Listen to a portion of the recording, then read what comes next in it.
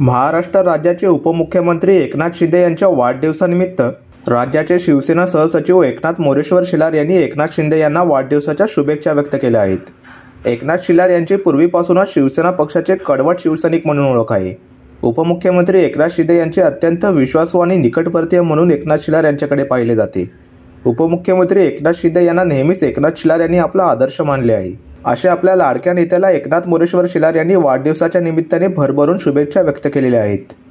सणांसाठी राब राबतो, जागल्या बनून जागतो, संकटात पाय रोवणी एकटा उभा ठाकतो.